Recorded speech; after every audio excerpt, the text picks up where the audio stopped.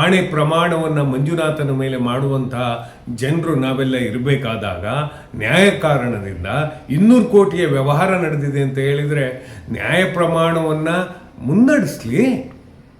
ಅದು ಬಿಟ್ಟು ಬೇರೆ ಬೇರೆ ರೀತಿಯ ಮಾತುಕತೆಗಳು ಸರಿಯಾದದ್ದಲ್ಲ. ಈಗ ಚಿತ್ರದುರ್ಗದ ರಮಾ ನಾಗರಾಜರವರ ಪ್ರಕರಣವನ್ನು ಯಾಕೆ ತಂದಿದ್ದಾರೆ ಅಂತ ಅನ್ನೋದೊಂದು ಸಂಶಯ.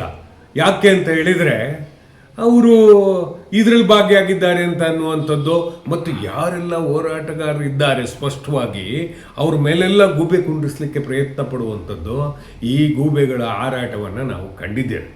ಅದೇ ರೀತಿಯಾಗಿ ಪ್ರಕಾಶ್ ರಾಜ್ ಇದ್ರ ಹಿಂದೆ ಒಪ್ಕೋತೀನಿ ಅಂತ ಅಂದ. ಅಯ್ಯೋ, ಯಾವನೋ ಒಬ್ಬ ಧರ್ಮಕ್ಕೆ ವಿರುದ್ಧವಾಗಿ ವರ್ತಿಸ್ತಿದ್ದಾಗ ಆ ಧರ್ಮವನ್ನು ಎತ್ತಿಡಿಲಿಕ್ಕೆ ನ್ಯಾಯಪರವಾದಂಥ, ಜೀವಪರವಾದಂಥ, ಮಾನವೀಯ ಪರವಾದಂತಹ ಅಂಶವನ್ನು ಇಟ್ಕೊಂಡು ಪ್ರಕಾಶ್ ರಾಜ್ ಅಪ್ಕೋತೀನಿ ಅಂತಂದರೆ ಅಪ್ಕೊಳ್ಳಿ, ಒಳ್ಳೇದಲ್ವಾ? ಅದು ಒಳ್ಳೆ ಕಾರಣಗಳಲ್ವಾ? ಅರೆ, ಅವನು ಅಪ್ಕೋತೀನಿ ಅಂತ ಅನ್ನೋದೇ ನಿಮಗೆ ಸಂಶಯ ಆಗೋದಾದರೆ ಅವನೊಬ್ಬ ವ್ಯತಿರಿಕ್ತವಾದ ಧರ್ಮದಲ್ಲಿದ್ದಾನೆ ಅನ್ನೋ ಒಂದೇ ಕಾರಣಕ್ಕೆ ನ್ಯಾಯವನ್ನು ಎತ್ತಿಡಿಯೋ ವ್ಯಕ್ತಿಯನ್ನು ಅಪ್ಕೋಬಾರ್ದು ಅನ್ನುವಂಥದ್ದು ಯಾವುದಿದೆ ನೋಡಿ.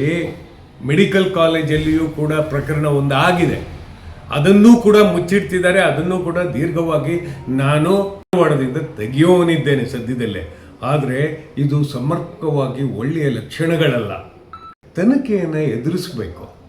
ತನಿಖೆ ಯಾವುದಾದ್ರೂ ಆಗಿರಲಿ, 200 ಕೋಟಿಯೋ 300 ಕೋಟಿಯೋ 2 ಕೋಟಿಯೋ ಅಥವಾ 10 ಲಕ್ಷವೋ, ಯಾವುದೇ ಆದರೂ ಕೂಡ ತಪ್ಪೆಯೇ.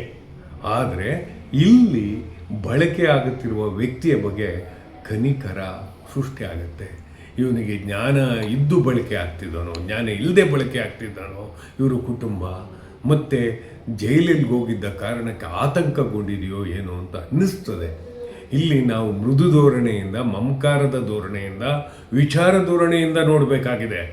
ಎಲ್ಲಿಯೋ ಅವಿವೇಕಿಗಳು ಮತ್ಯಾವುದೋ ಕಾನೂನಿನ ಪಟ್ಟಾಕುವಂಥ ಪ್ರಕ್ರಿಯೆಗಳು ಇವೆಲ್ಲವನ್ನು ನೋಡಿದಾಗ ಸಂಶಯದ ಮೇಲೆ ಸಂಶಯ ಒಡ್ಡೋದಿಲ್ವೇ? ಸಂಶಯದ ಮೇಲೆ ಸಂಶಯ ಒಡ್ಡೋದಿಲ್ವೇ? ಮತ್ತು ಮೂಳೆಗಳು ಯಾಕೆ ಸಿಕ್ಕಿದ್ವು?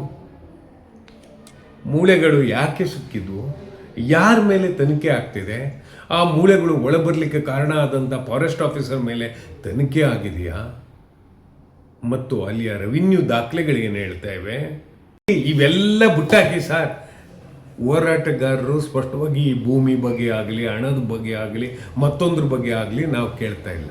ನಾವು ಕೇಳ್ತಾ ಇರೋರು ಸೌಜನ್ಯಗಳನ್ನು ಕೊಂದವ್ರು ಯಾರು, ಮತ್ತು ಬೇರೆ ಬೇರೆ ಮೂಳೆ ಸಿಕ್ಕಿದಾಗ ಅವಕ್ಕೆ ನ್ಯಾಯ ಸಿಗುವಂತಹ ಅಂಶಗಳು ಯಾಕಿಲ್ಲ?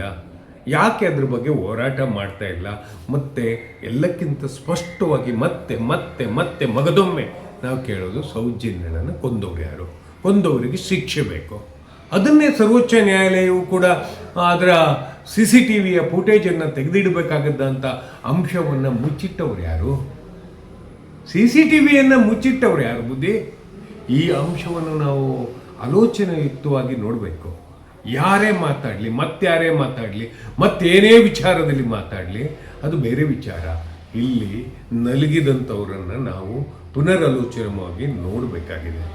ಯಾಕೆ ಅಂತ ಹೇಳಿದರೆ, ಇದಾದ ನಂತರ ಚಳುವಳಿಗಳು ಮತ್ತು ವಿಚಾರಗಳು ನಾವು ವಿವೇಕ ಬಿಟ್ಟು ದಾರಿ ತಪ್ಪಬಾರ್ದು.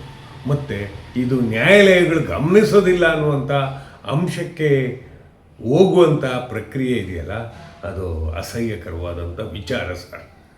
ಇಷ್ಟು ಹೇಳಲಿಕ್ಕೆ ಇಷ್ಟಪಡ್ತೀನಿ ಸರ್.